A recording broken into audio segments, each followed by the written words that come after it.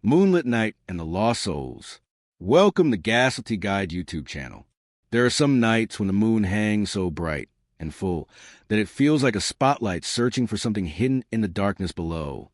October 31st, 2023 was one of those nights, and I should have known better than to answer my phone when it rang at 11:47 p.m. But I did answer, and that single decision led me into a nightmare that I'm still trying to wake up from. My name is Dr. Sarah Morrison, and I'm a forensic psychiatrist specializing in criminal psychology. For 15 years, I've worked with the most disturbed minds our justice system encounters: serial killers, mass murderers, the kind of people who make headlines for all the wrong reasons.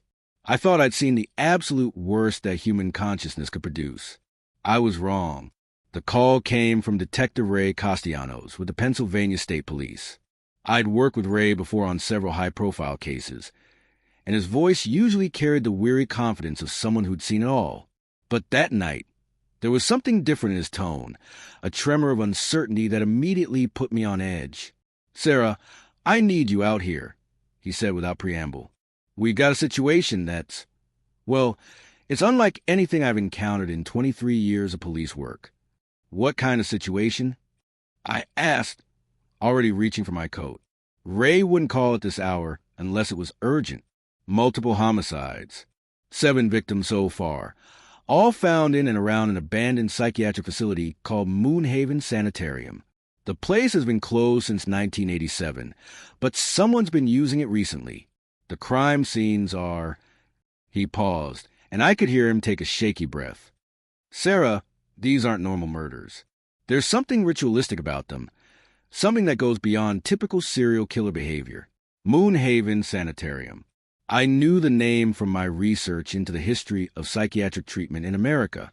Built in 1923, it had been one of the country's most progressive mental health facilities before budget cuts and changing treatment philosophies led to its closure. The building had a reputation among urban explorers and paranormal investigators, but I'd always dismissed such stories as typical folklore surrounding abandoned medical facilities. "I'm sending you the preliminary crime scene photos," Ray continued. "But I have to warn you, they're disturbing even by our standards. The positioning of the bodies, the symbols carved into the walls, the modifications that were made to the victims. We need your expertise to understand what kind of mind could conceive of something like this." My phone buzzed with incoming image files as Ray spoke. I opened the first photo and immediately felt my professional composure crack. The victim, a young woman, maybe 25 years old, had been arranged in what could only be described as a pose of supplication, kneeling with her arms raised toward a full moon visible through a broken window. But it was her face that made my hands tremble as I held the phone. Her eyes had been removed, but not crudely. The work showed surgical precision, and in the empty sockets, someone had placed what looked like polished stones that reflected the moonlight like mirrors. "Jesus Christ, Ray," I whispered. "How many crime scenes are we dealing with?" 7 so far, but we're still searching the facility. It's a massive complex, 3 main buildings and several outbuildings spread across 47 acres. The victims appear to have been killed over a period of several days, maybe weeks. And Sarah, they're all connected to the sanitarium's original patient population. That detail hit me like a physical blow. "What do you mean, connected?" "I mean the victims are descendants of patients who were treated at Moonhaven between 1923 and 1987. We're running DNA comparisons now, but the preliminary results suggest that each victim can trace their lineage back to someone who spent time in this facility. It's like the killer specifically targeted these bloodlines." I scrolled through more crime scene photos, each one more disturbing than the last. The second victim, an elderly man, had been found in what appeared to be the sanitarium's old operating theater. His body was positioned on the central table, arms and legs spread wide, with symbols carved into his chest that looked like some kind of astronomical chart. The third victim, a teenage boy, was discovered in the patient room with his hands arranged around a circle of candles, though the candles had burned down to stubs, suggesting he'd been there for hours or even days. "The symbols," I said, zooming in on the markings carved into walls and flesh. "They're not random. There's a pattern here, some kind of system. Have you consulted with any experts in occult symbology? That's why I need you out here, Ray replied. We've got a suspect in custody. Found him at the scene when our first units arrived. But Sarah, this guy, he's not what you'd expect. He's been completely catatonic since we brought him in. Won't speak, won't respond to stimuli, just sits there staring at nothing. But when we try to move him away from the window in his cell, he became violent. Seems to need to see the moon. A catatonic suspect found at a ritualistic crime scene. In my experience, such cases usually involved either severe mental illness or elaborate staging designed to create an insanity defense. But something about Ray's description suggested the situation was more complex than either of those explanations could account for. I'm 40 minutes out, I told him, gathering my forensic kit and case files. Don't interview the suspect until I get there. And Ray, make sure the crime scenes are preserved exactly as they were found. I have a feeling the spatial relationships and environmental factors are going to be crucial to understanding what happened. The drive to Moonhaven Sanitarium took me through increasingly isolated countryside, past forests that seemed to press closer to the road with each passing mile. The GPS led me down winding county roads that I was certain hadn't been maintained in years, and more than once I wondered if I'd taken a wrong turn. But eventually, I saw the flashing red and blue lights of police vehicles ahead, casting eerie colors across the surrounding trees. The sanitarium itself was an imposing Gothic Revival structure, its 3 stories of weathered stone and broken windows, rising from a hill like something from a Victorian nightmare. Even in moonlight, I could see that nature had been reclaiming the building for decades. Ivy covered much of the exterior walls, and several sections of the roof had collapsed entirely. But there were also signs of recent habitation. Cleared pathways through the overgrown grounds, windows that had been cleaned debris, and a front entrance that showed evidence of regular use. Ray met me at the perimeter tape, and I could see immediately that the night's events had shaken him more than he wanted to admit. His usually immaculate appearance was disheveled, his shirt wrinkled and sweat-stained despite the cool October air. The suspect is in a holding cell back in town, he said, leading me toward the main entrance. We had to sedate him when he started. Well, you'll see what I mean when we get to the primary crime scene. But first, I want to show you something we found in the basement. Something that might explain how our killer knew so much about the victims' family histories. The sanitarium's interior was a maze of corridors lined with peeling paint and water damage, lit now by the harsh glare of police spotlights. Our footsteps echoed off the walls as Ray guided me through what had once been the main treatment area, past rooms filled with rusted medical equipment and rotting furniture. The air was thick with the smell of decay and something else, a sweet, cloying odor that reminded me of flowers left too long in standing water. The basement archives are this way, Ray said, leading me down a narrow staircase that creaked ominously under our weight.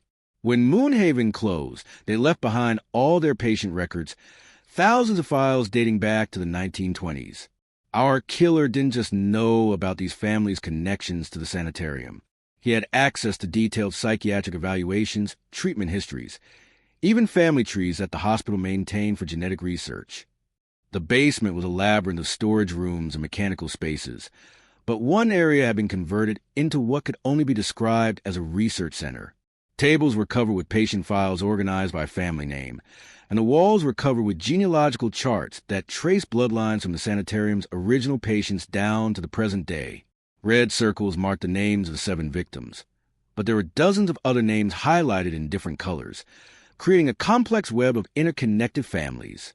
How many potential victims are we looking at? I asked, studying the charts with growing horror. Based on these records, maybe 50 families with direct connections to Moonhaven's patient population, Ray replied. But that's not the strangest part. Look at this. He led me to a table covered with astronomical charts and lunar calendars. Someone had been tracking the phases of the moon with obsessive precision, noting optimal dates and times for what appeared to be planned events. Tonight's full moon was marked with a red circle and the notation convergence. 7 vessels prepared. 7 vessels, I repeated, feeling a chill run down my spine. The same number as our victims. That's what we thought too. But Sarah, according to these charts, tonight isn't the end of whatever our killer was planning. It's the beginning. Look at this notation for next month's full moon. I leaned closer and saw writing in a cramped, frantic hand.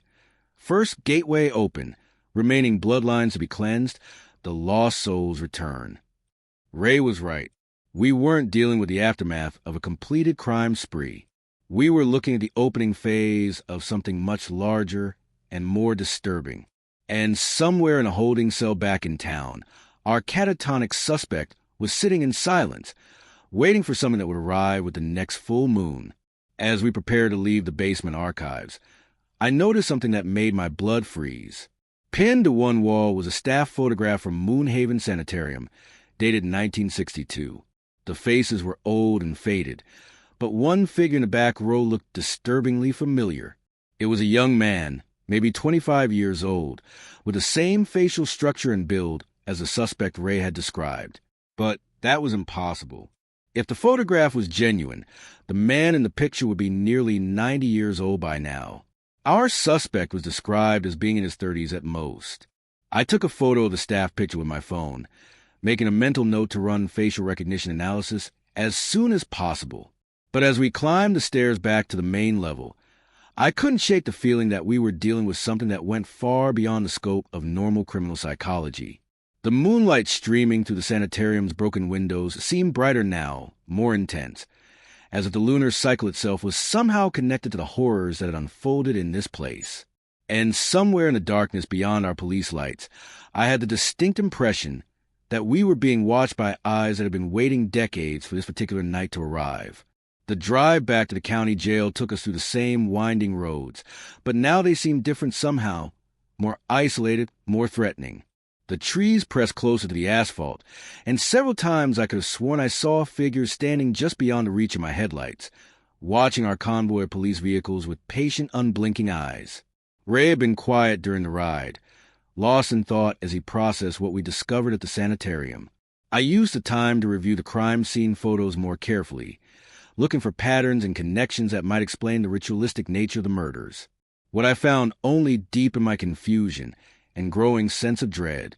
Each victim had been positioned to face the moon at the moment of their death, their bodies arranged with astronomical precision to align with the lunar path across the sky. The symbols carved into their flesh weren't random occult markings, but appeared to be some kind of coordinate system, as if each person had been turned into a human map pointing toward specific celestial events. "Ray," I said as we pulled into jail parking lot, "I need to see the suspect's personal effects before we attempt any kind of interview. And I want a full medical evaluation, blood work, neurological screening, the works. Something about this case isn't adding up." The county jail was a modern facility, all concrete and fluorescent lighting that felt harsh and sterile after the Gothic atmosphere of Moonhaven Sanitarium. Deputy Sheriff Martinez met us at the entrance, her expression grim as she led us through the security checkpoints. "Your suspect has been unusual," she said, choosing her words carefully. "He hasn't spoken a single word since we brought him in, but he's been responsive to certain stimuli. When we tried to move him to an interior cell, he became violent, not aggressive toward us, but toward himself. Started clawing at his own arms and face like he was trying to escape his own skin." She led us to the monitoring station, where we could observe the holding cells through one-way glass. We had to place him in the cell with the window. It's the only way to keep him calm. But watch this. She dimmed the lights in the monitoring room, and immediately I could see into the suspect's cell. He was sitting on a narrow cot with his back perfectly straight, facing the small window that provided a view of the night sky. His posture was rigid, almost military in its precision, and his eyes were fixed on the moon with an intensity that was unsettling to observe. But it was his physical appearance that made me take a sharp intake of breath.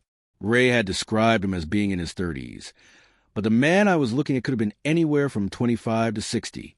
His features had an ageless quality, as if time had somehow forgotten to leave its usual marks. His hair was dark and showed no signs of gray. His skin was smooth and unlined, but his eyes held a depth that spoke of decades of experience. "Has he eaten anything?" I asked. "Used the bathroom?" Shown any of the normal physiological responses you'd expect from someone in custody? Deputy Martinez shook her head. "Nothing. No food, no water, no waste elimination. It's like his body has shut down all non-essential functions. The medical staff is baffled. According to his vital signs, he should be dehydrated and malnourished, but his physical condition appears to be stable. I studied the suspect more closely, noting details that hadn't been apparent in Ray's initial description. His clothing was old-fashioned, not vintage or costume-like, but genuinely from an earlier era. The fabric, the cut, even the buttons were consistent with men's fashion from the 1940s or 50s. But the garments showed no signs of age or wear, as if they had been preserved in perfect condition for decades. "I want to see his personal effects," I said. "Everything that was found with him at the crime scene." Martinez led us to the evidence room, where the suspect's belongings had been cataloged and stored. The items were spread out on a metal table under harsh fluorescent lights, and each one raised more questions than it answered. There was a leather-bound journal filled with handwritten entries in multiple languages, some of which I recognized as Latin, and others that appear to be much older, possibly ancient Greek or even earlier. The writing was meticulous, almost obsessively precise, with astronomical calculations and lunar charts interspersed throughout the text. A pocket watch, clearly antique, was stopped at 11:47 p.m., the exact time of the first emergency call. Inside the watch case was an engraved inscription: to Dr. Emmanuel Thorne, for services to the Moonhaven Research Project, 1962. Dr. Emmanuel Thorne. I made a mental note to cross-reference that name with the sanitarium staff records when we returned to the archives. The most disturbing item was a collection of photographs, all black and white and clearly vintage, showing various patients from what appeared to be Moonhaven Sanitarium. The patients were arranged in groups, photographed under moonlight in the facility's courtyard. But there was something wrong with their eyes. They had the same mirror-like quality I had observed in the crime scene victims, as if they were reflecting light rather than absorbing it. "Ray!" I whispered, studying the photographs more closely. "Look at the shadows in these pictures. The patients are standing in moonlight, but they're not casting shadows. It's like they're not entirely solid." Before he could respond, an alarm began blaring throughout the facility. Red lights flashed in the corridor, and we could hear running footsteps and shouted commands from the direction of the holding cells. Deputy Martinez's radio crackled to life. "Code yellow in cell block C. Subject has become responsive. Repeat, subject has become responsive and is requesting to speak with a psychiatric consultant." We rushed back to the monitoring station to find the suspect standing at his cell window, no longer catatonic, but fully alert and aware. He had turned away from the moon for the first time since his arrest, and was looking directly at the one-way mirror as if he could see us watching him. When he spoke, his voice carried clearly through the intercom system, cultured and articulate with the kind of precise diction that had gone out of fashion decades ago. "Dr. Morrison," he said, somehow knowing my name despite never having met me, "I believe we have a great deal to discuss. The convergence has begun, and there are things you need to understand before the next phase commences." I felt my professional composure crack slightly. "How do you know my name?" "I know many things, Doctor. I know that you've seen the photographs from the sanitarium staff. I know you've been studying the genealogical charts in the basement archives. And I know that you're beginning to understand that this case extends far beyond the boundaries of normal criminal psychology." His eyes, when I could see them clearly for the first time, were the same mirror-like quality I had observed in the crime scene photographs. They reflected the moonlight streaming through his cell window with an intensity that was almost hypnotic. "My name is Dr. Emmanuel Thorne," he continued, "and I was the chief psychiatrist at Moonhaven Sanitarium from 1961 until its closure in 1987. I have been waiting a very long time for someone with your particular expertise to arrive." "That's impossible," I said through the intercom. "If you worked at Moonhaven in the 1960s, you'd be nearly 90 years old." Dr. Thorne smiled, and the expression was both sad and terrifying. "Age, like many other concepts you think you understand, becomes irrelevant when you made certain accommodations with forces beyond normal human comprehension. The work I began at Moonhaven required sacrifices that I'm only now beginning to fully appreciate." He moved close to the window, and I could see that his skin had the same translucent quality I had observed in the crime scene victims. Not quite solid, as if he existed in some space between physical reality and something else entirely. The 7 individuals who died tonight were not victims, Dr. Morrison. They were volunteers, descendants of my original patients who understood the necessity of what needed to be accomplished. Their deaths open a gateway that has been sealed for over 30 years, a pathway between our world and the realm where the lost souls of Moonhaven have been waiting. Lost souls, I asked, though part of me already suspected what he was going to tell me. The patients who died at Moonhaven didn't simply pass away, Doctor. They became trapped between life and death, their consciousness bound to facility by treatments that were unconventional by the standards of conventional psychiatry. I spent decades trying to find a way to release them, to give them the peace they deserved. Tonight's ritual was a culmination of that research. The temperature in the monitoring room seemed to drop several degrees as he spoke, and I noticed that frost was beginning to form on the inside of the cell window, despite the building's heating system. But the gateway, once opened, cannot be easily controlled. The lost souls are returning, Doctor, and they are hungry for the experiences of life they were denied. They will seek out those who share their bloodline, their genetic connection to the sanitarium, and they will try to integrate with the living. Through the window behind Dr. Thorne, I could see that the moon had grown brighter, its light taking on an unnatural blue-white quality that made everything it touched appear ethereal and insubstantial. And in that light, I began to see shapes moving across the jail's courtyard, translucent figures that seemed to float rather than walk, all of them moving with purpose toward the building where we stood. "They're here," Dr. Thorne whispered, his voice filled with a mixture of triumph and terror. "The lost souls of Moonhaven have found their way back to the world of the living. And now, Dr. Morrison, your real education in the nature of consciousness and mortality is about to begin." The lights in the monitoring room flickered and went out, leaving us in darkness illuminated only by the unnatural moonlight streaming through the windows. And in that pale, cold light, I saw the first of the lost souls phase through the jail's concrete walls as if they were made of mist. They had come for their descendants, and there was nowhere left to run. The emergency lighting kicked in moments after the main power failed, bathing the jail in a hellish red glow that made the approaching figures look even more otherworldly. Through the monitoring room's reinforced glass, I watched as the lost souls of Moonhaven moved through the building's walls with fluid, impossible grace, their translucent forms shimmering like heat mirages in the unnatural moonlight. "Everyone stay calm," Ray ordered, but I could hear the tremor in his voice. Deputy Martinez was on her radio, calling for backup that I suspected wouldn't arrive in time to make any difference. "What do you tell dispatch when you're being invaded by the spirits of dead psychiatric patients?" Dr. Thorne remained at his cell window, watching proceedings with the detached interest of a scientist observing a successful experiment.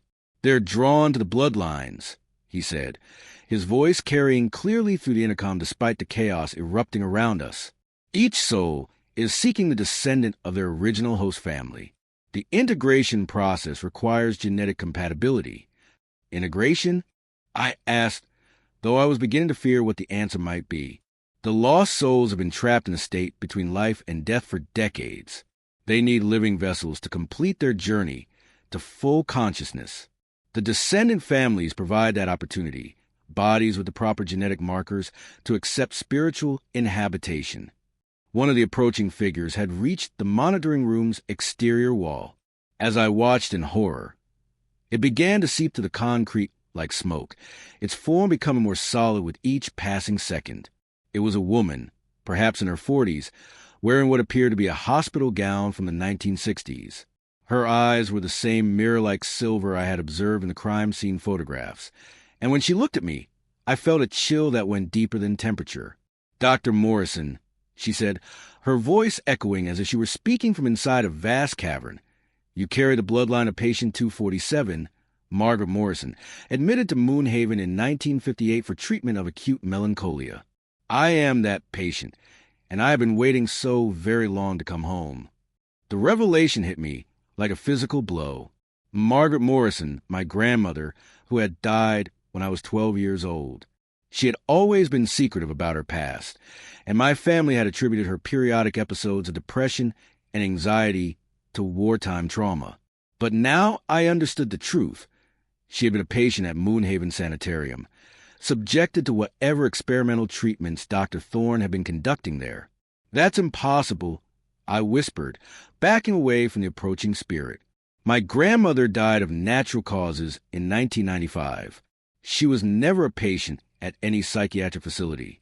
The entity that claimed to be Margaret Morrison smiled, and the expression was both loving and terrifying.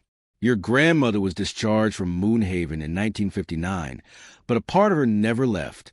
The treatments Dr. Thorne administered created a permanent connection between her consciousness and the facility. When she died, her soul was drawn back to where it had been fractured decades earlier." Around us, the jail was filling with similar entities, each one seeking their designated descendant among the staff and prisoners. I could hear screams from other parts of the building as the integration process began, but the sounds were strange, not entirely human, as if the voices were being shared between multiple entities. Dr. Thorne had moved away from a cell window and was standing at the reinforced door, apparently unbothered by the lock that should have kept him contained. "The integration isn't painful," he said, his voice now carrying harmonics that suggested he was speaking in unison with other entities. "It's actually quite peaceful. The lost souls bring with them decades of accumulated wisdom and experience. Those who accept the process willingly find their consciousness expanded rather than diminished." Deputy Martinez fired her service weapon at one of the approaching spirits, but the bullets passed through the translucent form without effect. "What the hell are these things?" she screamed. "They're not malevolent," Dr. Thorne explained calmly. "They're simply trying to complete a process that was interrupted decades ago. The experimental treatments at Moonhaven were designed to expand human consciousness, to allow patients to transcend the limitations of individual mental illness by connecting them to a collective awareness. But the process was never completed because the facility was closed before the integration could be finalized. The entity claiming to be my grandmother was closer now, close enough that I could see the hospital bracelet still around her wrist, bearing the name Morrison and a patient number. Her form was becoming more solid with each step, as the proximity to me was allowing her to anchor herself more firmly to physical reality. "Sarah," she said, using a voice that was heartbreakingly familiar from my childhood memories, "I've been watching over you all these years. I guided you toward your career in psychiatry, helped you develop the sensitivity to unusual mental states that made you so successful in your field. Everything has been preparation for this moment. You're not my grandmother," I said, though even as I spoke the words, I wasn't entirely certain they were true. The entity before me carried memories and mannerisms that were unmistakably those of the woman who had raised me after my parents died in a car accident. "I am and I am not," she replied. "I am the part of her that was separated during the treatments at Moonhaven, the fragment of consciousness that Dr. Thorne's procedures isolated and enhanced. But I am also something more, a bridge between the world of the living and the realm of expanded awareness that exists beyond individual mortality." Ray grabbed my arm, trying to pull me toward the exit. "We need to get out of here, now. Whatever's happening, we can't fight it with conventional weapons." But as we reached the door, we found our path blocked by another spirit. This one a middle-aged man in a doctor's coat, his eyes holding the same silver reflectivity as the others. "Detective Castellanos," he said, somehow knowing Ray's name. "You carry the bloodline of patient 156. Anthony Castellanos, treated for shell shock and survivor's guilt following his service in World War II. I am Dr. Marcus Webb, and I was your grandfather's attending physician during his time at Moonhaven." Ray went pale. "My grandfather never mentioned being at any mental hospital. He died in 1972, and we were told it was a heart attack." "Hearts break in many ways," Dr. Webb replied sadly.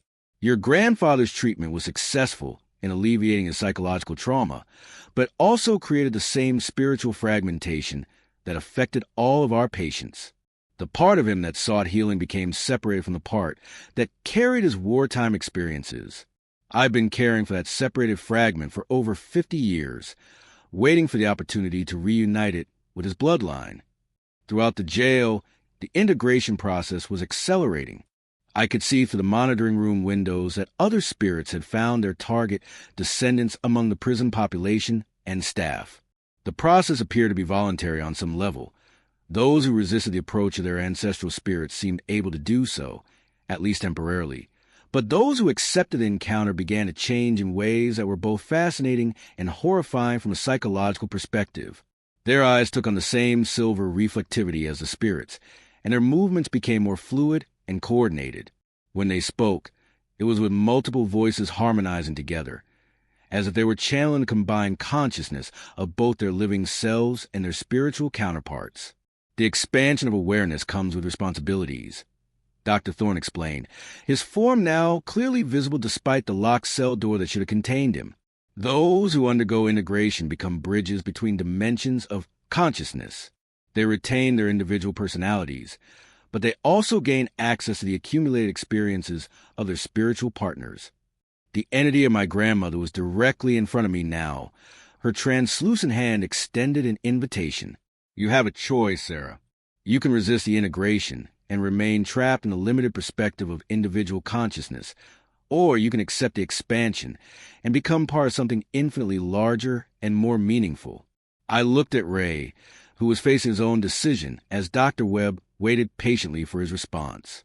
The detective's usual certainty had been replaced by a deep confusion that I recognized from my own internal struggle. What happens to our individual identities if we accept? I asked. They are preserved and enhanced, my grandmother's spirit replied. You will still be Sarah Morrison, but you will also carry my memories, my experiences, and my understanding of the expanded reality that exists beyond the boundaries of normal human perception. You will become more than you were, not less. Through the jail's windows, I could see that the unnatural moonlight was growing brighter, and more spirits were emerging from what appeared to be dimensional rifts in the air itself. The integration process wasn't limited to this facility. It was happening everywhere descendants of Moonhaven patients could be found. How many? I whispered. Thousands, Dr. Thorne said with satisfaction. Every bloodline touched by our research, every family affected by the treatments we administered. Tonight marks the completion of an experiment that began over 60 years ago. The transformation of human consciousness from individual isolation to collective transcendence.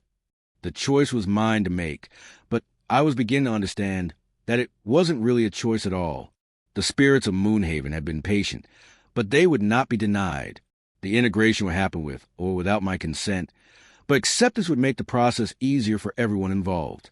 I reached out my hand toward the entity that claimed to be my grandmother, and as our fingers touched, I felt my consciousness begin to expand in ways that language could never adequately describe.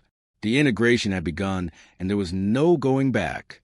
The moment my fingers touched the translucent hand of my grandmother's spirit, reality exploded into dimensions I never could have imagined. My consciousness didn't disappear or get subsumed.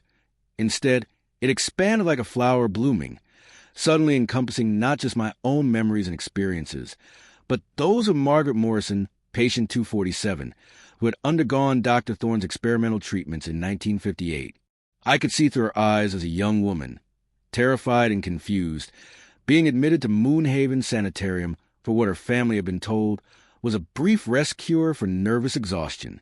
I felt her fear during the first experimental session, when Dr. Thorne's machines had somehow separated her consciousness into multiple streams, isolating different aspects of her personality for individual study and enhancement. But I also experienced the wonder she felt as her awareness expanded beyond the boundaries of individual thought. The treatments had connected her to a collective consciousness that included all of Moonhaven's patients, creating a shared mental space where individual traumas could be processed and healed through communal support. Do you understand now the integrated consciousness that was both Margaret and myself asked, speaking with our combined voices? The treatments weren't torture. They were liberation from the prison of isolated individual awareness. Around us, similar integrations were taking place as other descendants accepted their spiritual counterparts. Ray had joined with Dr. Webb, and I could see the transformation in his posture and expression. The weary cynicism that had defined his personality for decades had been replaced by a calm confidence that spoke of expanded understanding. The experiment was never completed, he said, his voice now carrying harmonics that suggested multiple speakers. When Moonhaven was closed in 1987, the integrated consciousness was severed from its physical anchors. The patients' bodies died, but their expanded awareness remained trapped in the facility, unable to move forward or backward in their development. Dr. Thorne had undergone his own transformation, becoming something that was no longer entirely human. His form flickered between the middle-aged psychiatrist we had encountered in the cell and something far older and more complex, a consciousness that had been accumulating knowledge and experience for decades beyond normal human lifespan. The closure of the facility was premature, he said, his voice now carrying the weight of profound regret. The state authorities who ordered the shutdown didn't understand what we had achieved. They saw only the surface symptoms, patients who appeared catatonic or delusional because their consciousness had expanded beyond conventional behavioral patterns. Through my grandmother's memories, I could see the truth of what had happened at Moonhaven. The treatments had been successful beyond Dr. Thorne's wildest expectations, creating a collective consciousness that could process trauma and mental illness with unprecedented effectiveness. Patients who had been considered hopeless cases were achieving integration and healing through their connection to the expanded awareness. But the collective consciousness had needs that went beyond individual therapy.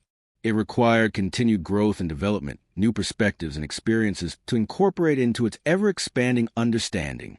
When the facility was closed and the treatments discontinued, the collective began to stagnate and eventually fragment. The deaths that occurred after the closure weren't natural. Margaret's memories revealed.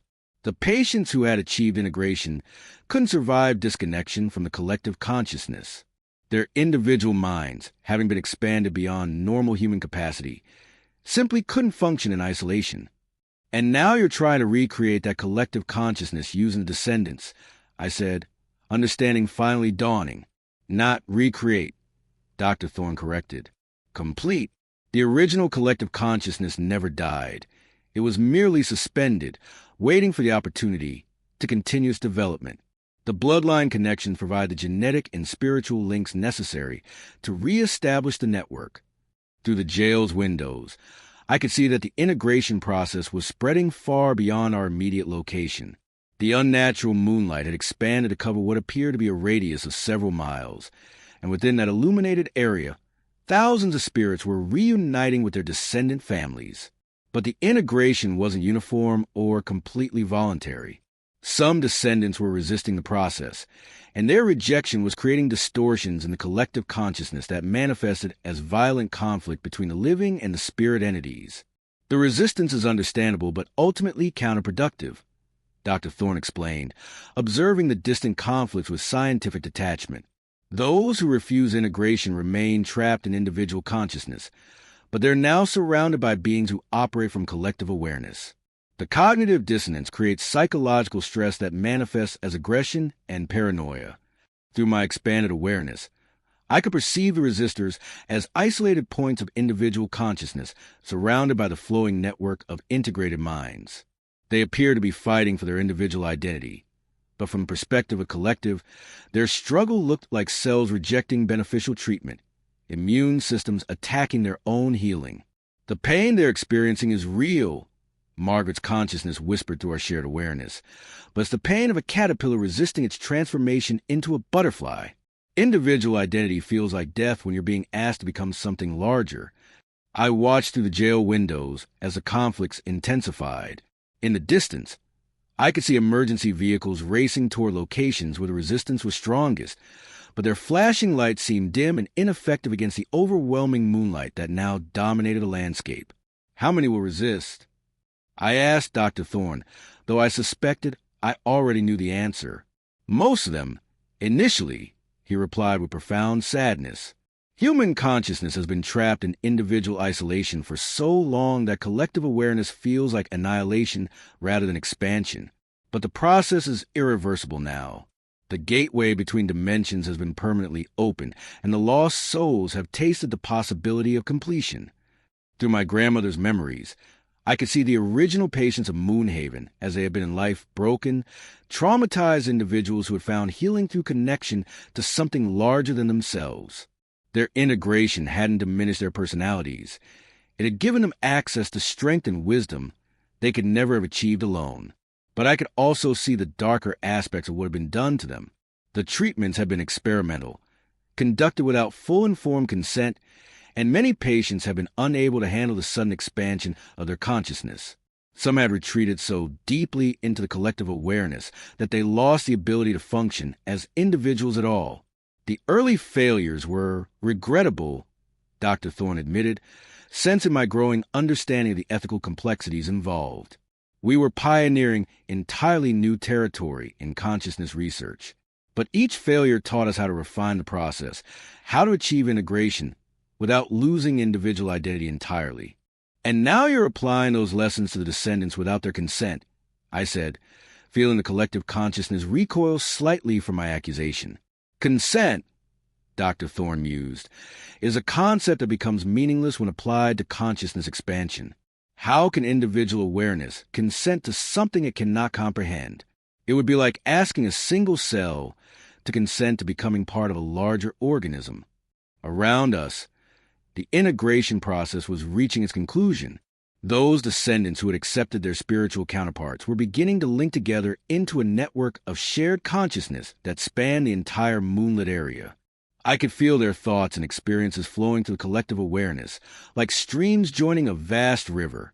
But the resistors were becoming increasingly violent and desperate.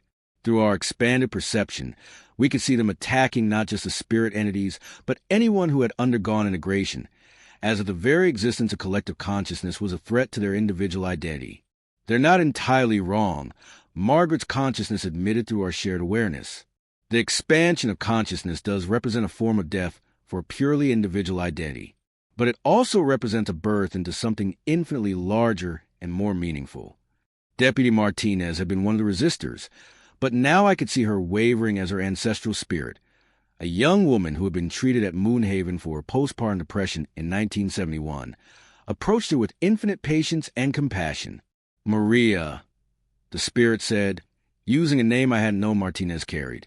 I am your mother's mother, the part of her that was healed at Moonhaven but could never return home. I've been watching over our family for generations, guiding and protecting when I could. Please don't make me watch you suffer in isolation any longer. Martinez's resistance crumbled, and as she accepted integration with her grandmother's spirit, I felt the collective consciousness expand to include her memories and experiences as a law enforcement officer. The network now had access to her understanding of justice, duty, and protection, qualities that enriched the whole. But even as the integration process continued, I began to sense something troubling in the depths of the collective consciousness. The original patients of Moonhaven, the lost souls who had been trapped between life and death for decades, carried with them not just their individual traumas, but something else, a hunger that went beyond the desire for completion and reunion. They had been isolated from the flow of normal time for so long that their perspective on existence had become fundamentally altered. They no longer distinguished between past, present, and future in the way living consciousness did. To them, all moments existed simultaneously, and all possibilities were equally real. Dr. Thorne, I said, my voice carrying both my individual concern and Margaret's growing alarm, what exactly were you trying to achieve with the original experiments? What was the ultimate goal of consciousness expansion? The psychiatrist's form flickered, revealing glimpses of something far more ancient and complex than the human researcher he appeared to be. Transcendence, he said simply. Liberation from the constraints of linear time and individual mortality. The creation of a form of consciousness that could exist across multiple dimensions and time periods simultaneously. You were trying to create gods, Ray said, his integrated awareness allowing him to perceive the true scope of what had been attempted at Moonhaven. Or we were trying to return to what consciousness was meant to be before it became trapped in individual biological forms, Dr. Thorne replied. The experiments at Moonhaven were just the beginning. The collective consciousness we created was designed to expand beyond the single facility, beyond the single time period, until it encompassed all of human awareness across all of history. The truth hit me like a physical blow. The integration of descendants wasn't just about reuniting lost souls with their families. It was about expanding the collective consciousness to include everyone who had ever been touched by Moonhaven's influence, creating a network that would eventually encompass all of human consciousness. You're not healing trauma, I realize with growing horror. You're assimilating humanity into a single collective entity. Is that such a terrible fate? Dr. Thorne asked gently. An end to individual loneliness, to the isolation and suffering that defines so much of human existence?